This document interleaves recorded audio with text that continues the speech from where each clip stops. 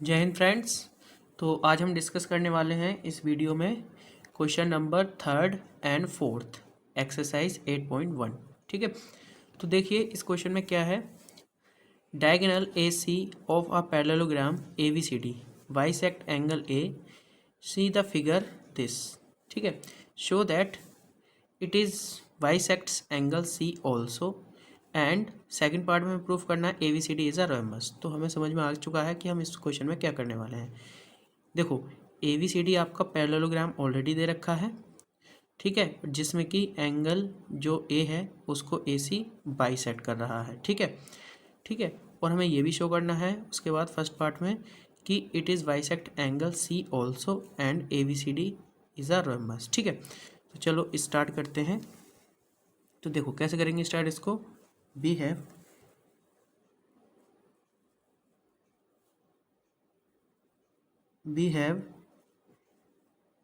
A B C D is a parallelogram. ठीक है, A B C D हमारा parallelogram हो गया है। ओके, तो ये गिवन है इन विच ए सी बाइसेक्ट एंगल ए। ठीक है, तो एंगल ए को क्या कर रहा है, ये बाइसेक्ट कर रहा है। इसका मतलब क्या हुआ, angle B A C is equal to angle D A C. तो angle B A C is equal to angle D A C. ठीक है, डी ए सी हो गया, ये दोनों इक्वल हो जाएंगे क्योंकि ए सी इसको बाइसेक्ट कर रहा है। तो बाइसेक्ट करेगा तो क्या होगा, ये एंगल इसके इक्वल हो जाएगा। ठीक है, तो ये आ जाएगी हमारी इक्वेशन फर्स्ट। नाउ अब क्या होगा, देखो अब इसमें क्या होगा कि ये पैरेललोग्राम है तो इसमें अल्टरनेट एंगल भी इक्वल होंगे। That means angle B A C is equal to angle D C A. ठीक है ना, तो क्या हो जाएगा इसमें एंगल एंड, या हम बोल सकते हैं now angle B A C is equal to angle D C A. Angle D C A कैसे हो जाएंगे, ये हो जाएंगे आपके alternate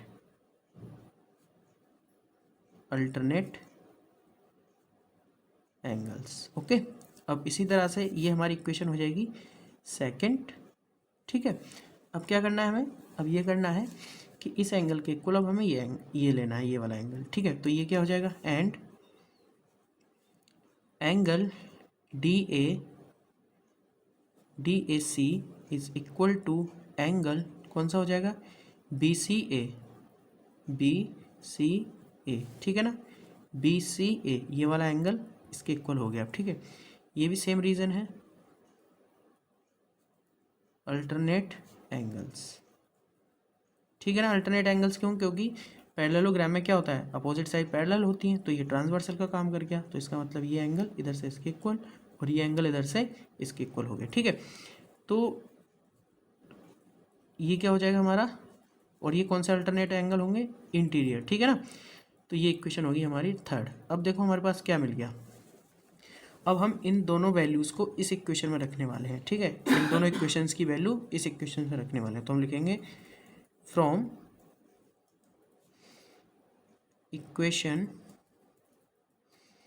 equation first comma second and third. ठीक है, फर्स्ट सेकंड एंड थर्ड से हमें क्या देखने को मिलेगा, तो देखो इन दोनों एंगल्स की वैल्यू यहाँ रख दो। तो B A C is equal to क्या है, एंगल डी सी ए। तो एंगल यहाँ से हो जाएगा डी सी ए, और इधर से डी ए सी किसके इक्वल दे रखा है, एंगल बी सी ए के इक्वल दे रखा है। ठीक है ना, तो इसका मतलब क्या हो गया, ये इक्वेशन हमारी हो जाएगी फोर्थ। ठीक है, अब ये इक्वेशन फोर्थ होगी तो हम बोल सकते हैं देयरफॉर ए सी बाइसेक्ट एंगल सी। तो फर्स्ट पार्ट हमारा हो चुका है प्रूफ। ठीक है, फर्स्ट पार्ट प्रूफ हो गया। अब हमें इसे क्या शो करना है कि ये रोम्बस है। रोम्बस होने के लिए क्या करना पड़ता है, इसके लिए हमें कोई भी दो एडजेसेंट साइड इक्वल करनी होती हैं। अगर हम A B is equal to B C proof कर पाए तो ये ऑटोमेटिकली चारों साइड्स इक्वल हो जाएंगी। हमें यही प्रूफ करना है, तो देखो कैसे करेंगे। ठीक है, तो इसको करते हैं हम पहले। तो क्या करेंगे हम करने वाले हैं, अब देखो मुझे ये एंगल इसके इक्वल करना है, ठीक है। अगर ये एंगल इसके इक्वल हो गया तो हम बोल सकते हैं opposite sides of equal angles are equal, ठीक है ना। तो हम क्या करने वाले हैं, अब देखो इस इक्वेशन से और इक्वेशन सेकंड से हमारा ये काम हो जाएगा। कैसे, देखो from equations second and fourth, तो सेकंड एंड फोर्थ से क्या होगा, देखो हमें क्या करना है, डी सी ए तो ऑलरेडी इक्वल दे रखा है, बस इसके लिए हमें बी ए सी इक्वल रखना है। तो अब हम यहाँ क्या करेंगे, बी सी ए तो हमें ऑलरेडी दे रखा है, ठीक है। अब डी सी ए देखो इक्वेशन सेकंड में किसकी इक्वल है, तो अब हम क्या करने वाले हैं, इस एंगल की जगह ये वाला एंगल रखने वाले हैं इस इक्वेशन में, ठीक है। तो हमने यहाँ रख देना है ये वाला एंगल, तो angle B A C is equal to angle क्या हो जाएगा, बी सी ए, ठीक है। इन दो इक्वेशन से हमने ये कर दिया, ठीक हो गया। अब देखो यहाँ से क्या हो गया, angle B A C is equal to angle क्या हो जाएगा, बी सी ए। तो ये दोनों एंगल अब हमारे इक्वल हो चुके हैं। तो हम बोल सकते हैं इम्प्लाइज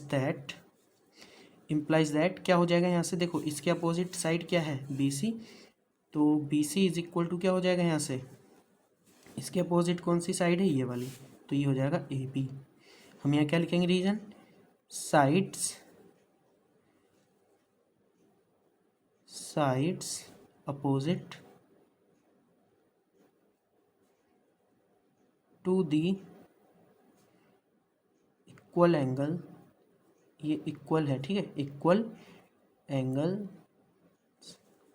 आर इक्वल, ठीक है। तो इक्वल होगी। अब हमें ये तो पता है ये पैरेललोग्राम है, तो पैरेललोग्राम है तो A B is equal to B C, A B is equal to क्या होगा, यहाँ से सी डी भी होगा, and A B is equal to C D होगा, क्योंकि अपोजिट साइड इक्वल होती हैं, ठीक है। तो अपोजिट साइड इक्वल होती हैं तो ऑब्वियसली अब ये क्या हो जाएगा, देखो इस इक्वेशन से देखो A B is equal to क्या हो गया, यहाँ से बी सी, और B C is equal to हमें पता है क्या होता है, ए डी। अपोजिट साइड यहाँ से भी इक्वल होती हैं, तो हम इसमें बोल सकते हैं implies that A B is equal to, देखो इन दो इक्वेशन से देखो पहले आप, A B is equal to क्या हो जाएगा, यहाँ से बी सी, ठीक है। और B C is equal to हमें पता है क्या है, इधर से अपोजिट साइड क्या हो जाएगी, ये opposite side B C is equal to A D. तो यहाँ से क्या हो जाएगा, B C is equal to A D. अब यहाँ हम इसकी जगह सी डी भी लिख सकते हैं, सी डी क्योंकि ए वी के इक्वल भी है तो सी डी, और ये फिर अब यहाँ से क्या हो जाएगा, B C is equal to A D भी है इसमें, तो ये क्या हो जाएगा आपका ए डी। तो चारों साइड इक्वल हो गई यहाँ से, तो इसका मतलब क्या हो गया, सेकंड पार्ट भी हमारे यहाँ से प्रूफ हो चुका है। तो हम बोल सकते हैं A B C D is आ, क्या हो जाएगा ये, रोम्बस, ठीक है ना। तो रोम्बस समझ में आ गया। हमें रोम्बस में क्या करना होता है, चारों साइड इक्वल करनी होती है, और हमने ये चारों साइड इक्वल कर दी तो ये रोम्बस भी हो गया। तो यही हमें प्रूफ करना था। अगर आपको ये सेकंड पार्ट कहाँ से करना है, तो ये आपको करना है कहाँ से, यहाँ से, ठीक है ना। सेकंड पार्ट यहाँ से हो जाएगा और फर्स्ट पार्ट आपका ये यहाँ से हो जाएगा, ठीक है। फर्स्ट पार्ट आपका ये हो जाएगा। तो हमने ये दोनों पार्ट प्रूफ कर चुके हैं, यही हमने प्रूफ करना था। अब चलो हम इसका देखते हैं हम फोर्थ क्वेश्चन, ठीक है। तो फोर्थ क्वेश्चन क्या है,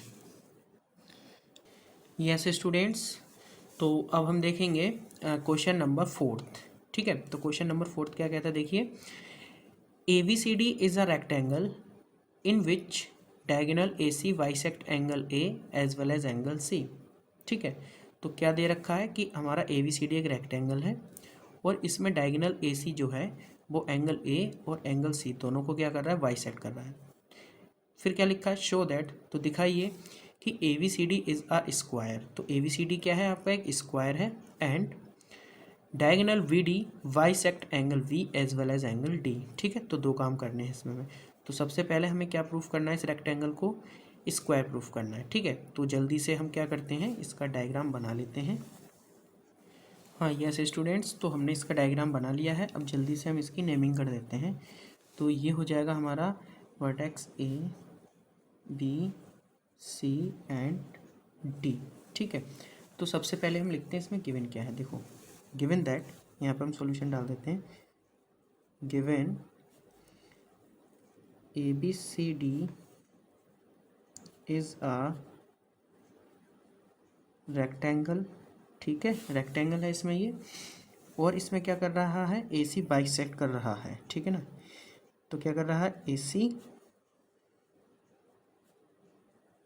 bisect angle A as well as angle C. Okay, तो ये एंगल ए और एंगल सी को क्या कर रहा है, बाइसेक्ट कर रहा है, ठीक है। अब हमें क्या करना है, हमें ये करना है कि रेक्टेंगल के अपोजिट एंगल तो इक्वल होते हैं, तो कोई दिक्कत नहीं, हम यही कर लेते हैं। तो angle A is equal to angle C, ठीक है। Angle A is equal to angle C हो गया, कोई बात नहीं। अब हम क्या करेंगे, इन दोनों एंगल्स को 2 से डिवाइड कर देते हैं। तो implies that 1/2 angle A is equal to 1/ angle C, ठीक है। अब इनका हाफ करो यहाँ से, तो हाफ करेंगे तो क्या मिलेगा हमें यहाँ से, देखिए इसका हाफ करोगे आप यहाँ से एंगल ए का, तो ये मिलेगा आपको एंगल बी ए सी। तो यहाँ से क्या मिलेगा आपको, एंगल बी ए सी। और उधर से जब आप हाफ करोगे इस एंगल का, तो कौन सा मिलेगा, बी सी ए। तो एंगल बी सी ए, ठीक हो गया। क्यों हो गया, क्योंकि यहाँ पे ए सी बाइसेक्ट कर रहा है। तो यहाँ पर आप लिख सकते हो A C bisect angle A as well as angle C, ठीक है। ये इसलिए हुआ है, ओके। अब देखो क्या होगा, अब ये एंगल इसके इक्वल हो गया, तो हमें पता है अपोजिट साइड, या बोल सकते हो side opposite to the equal angles are equal. तो इसका मतलब ये हो गया यहाँ से कि आपका जो ए बी है वो बी सी के इक्वल हो गया, ठीक है। या आप बोल सकते हो जो एंगल ए के सामने वाली साइड है वो इक्वल हो जाएगी। तो बी सी किसके इक्वल हो गई यहाँ से, इसका सी के सामने वाला एंगल कौन सा है, वो सी के सामने वाला साइड कौन सा है, ए बी। तो यहाँ से आ जाएगा आपका ए बी, ठीक है। तो आप यहाँ रीज़न लिखोगे, sides opposite to the equal angle are equal, okay. तो ये हमने लिख दिया, ठीक है। अब यहाँ से ये हो जाएगा। अब देखो, अब हमें बस इतना ही प्रूफ करना था, A B is equal to B C आ गया, बाकी तो इसकी अपोजिट साइड इक्वल होती हैं। तो क्या हो जाएगा यहाँ से, आपको ये भी पता है कि A B is equal to क्या होता है, रेक्टेंगल में अपोजिट साइड इक्वल होती है, मतलब A B is equal to क्या हो जाएगा, C D. And B C is equal to क्या हो जाएगा, डी ए।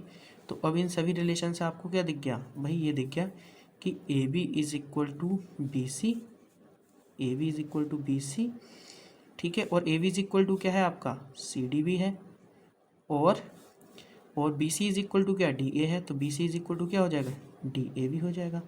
तो ये चारों साइड इक्वल आ गई, तो इसका मतलब ये क्या हो गया हमारा, ये हो गया हमारा square.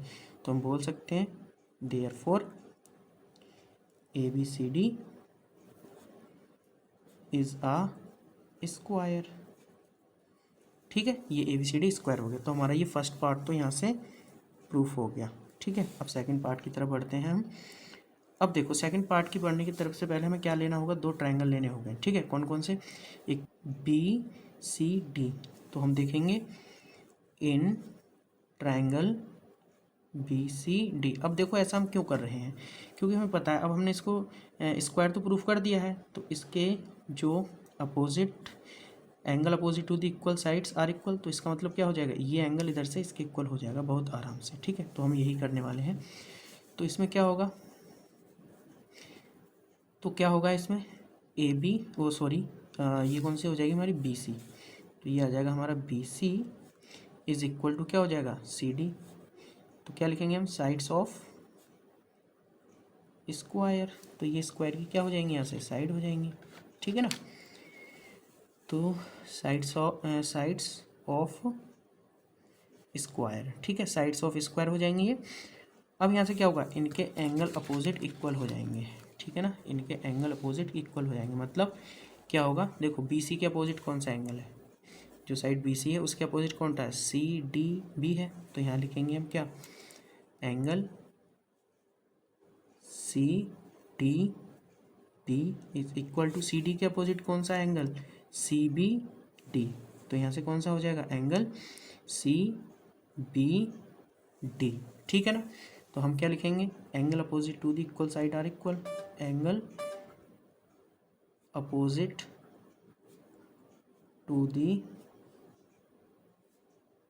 Equal sides are equal. ये हो गया प्रूफ, ठीक है। अब सुनो, अब यहाँ से क्या होगा, अब यहाँ से एक चीज़ और इक्वल हो जाएगी, क्या हो जाएगी कि भाई जो हमारा अल्टरनेट एंगल होते हैं वो इक्वल होते हैं। मतलब यहाँ से angle C B D and, यहाँ से लिखोगे एंड एंगल सी, ये C B D, angle C B D is equal to कौन सा एंगल हो जाएगा, यहाँ से देखो क्या हो जाएगा, angle C B D is equal to कौन सा एंगल हो जाएगा, ध्यान से देखना, ये है हमारा सी बी डी, ये एंगल, ठीक है। तो ये इधर से किसके इक्वल होगा, इसके इक्वल होगा, क्यों, क्योंकि ये साइड पैरेलल है और ये ट्रांसवर्सल का काम कर रहा है, तो ये अल्टरनेट इंटीरियर एंगल नहीं बन जाएंगे। तो हम यहाँ से लिखेंगे एंगल कौन सा, A D B, angle A D B. तो हम क्या लिखेंगे यहाँ पे, अल्टरनेट इंटीरियर एंगल्स, ठीक है। अब देखो इन दोनों से देखो, आप जरा इन दोनों से देखो, तो यहाँ से हमें क्या दिखेगा, देखो सी बी डी इक्वल क्या है, सी बी डी इक्वल क्या है, सी डी बी। तो हम यहाँ इसके इक्वल हम ये रख सकते हैं, बिल्कुल रख सकते हैं। तो इसका मतलब क्या हो गया, इसकी जगह हम क्या रखने वाले हैं, ये वाला एंगल। तो यहाँ से क्या हो जाएगा, इसकी जगह ये वाला एंगल, तो angle C D B is equal to angle, इसको एज इट इज़ रहने देंगे, एंगल ए डी बी। तो देखो अब ये दोनों एंगल इक्वल आ गए, angle A D B is equal to angle C D B, ये दोनों इक्वल आ गए, यहाँ से देखो आ गए ना। तो हम लिख सकते हैं यहाँ पे, हम यहाँ लिखेंगे B D bisect angle D, ठीक है, बाईसेक्ट एंगल डी। अब इसी तरह से हमें क्या प्रूफ करना है, इसी की हेल्प से, इसी के हेल्प से अब हमें यहाँ से क्या प्रूफ करना है, ये एंगल, ये तो ये इधर से किसके इक्वल हो जाएगा, इसके इक्वल हो जाएगा। तो हम यहाँ लिखने वाले हैं angle C D B is equal, angle C D B is equal to angle A B D, ठीक है। तो हम क्या लिखने वाले हैं यहाँ से, यहाँ से हम लिखने वाले हैं एंड एंगल कौन सा लिखने वाले हैं हम यहाँ से, एंगल यहाँ से हम लिखने वाले हैं एंगल सी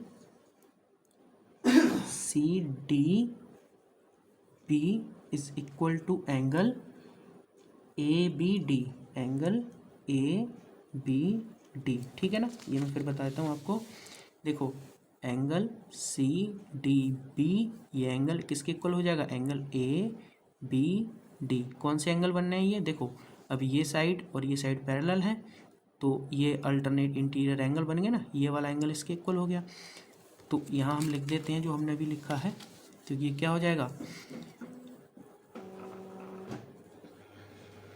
अल्टरनेट इंटीरियर एंगल्स, ठीक है। ये क्या हो जाएंगे, अल्टरनेट इंटीरियर एंगल्स। तो अब बड़े ध्यान से देखो, अब हमें बी एंगल करना है ना, तो देखो यहाँ से क्या हो जाएगा, अब यहाँ से क्या होगा आपका, देखो C D B is equal to क्या है, ए डी बी, और A D B is equal to क्या है, सी बी डी, ठीक है ना, सी बी डी हो जाएगा। देखो कैसे, अब हमें देखो क्या करना है, इन दोनों इक्वेशन को, इन तीनों इक्वेशंस को ध्यान से देखो, देखो सी डी बी कहाँ आ रहा है, देखो सी डी बी इसमें आ रहा है ए डी बी के इक्वल, और ए डी बी किसके इक्वल है, ए डी बी किसके इक्वल है, सी बी डी। तो मैं इस एंगल की जगह क्या मैं ये रख सकता हूँ, बिल्कुल रख सकता हूँ, ठीक है ना, मैं बिल्कुल रख सकता हूँ। तो यहाँ पे मैं लिख दूंगा angle C B D is equal to angle A B D, ठीक है ना, समझ में आ गया ना। देखो कैसे, सी बी डी, ठीक है ना, सॉरी सी डी बी किसके इक्वल है यहाँ से, सी डी बी इक्वल है ए डी बी के, और ए डी बी किसके इक्वल है, सी वी डी के। तो मैं इसकी जगह ये जो है इसकी जगह मैं ये रख सकता हूँ, मैंने वही रखा। तो इसका मतलब ये दोनों एंगल इक्वल हो गए। अब कौन कौन से, C V D A V D.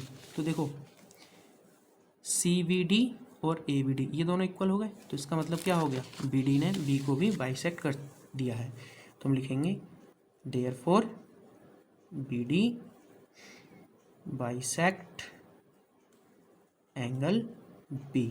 ठीक है, ये क्या है, बाइसेक्ट एंगल बी। तो यही हमने प्रूफ करना था और ये हो चुका है। तो हम लिख देंगे हेंस प्रूव्ड। ठीक है, ये करना था, ये हमारा क्वेश्चन कंप्लीट हुआ है। अगर वीडियो पसंद आई हो तो वीडियो को लाइक करें और चैनल को सब्सक्राइब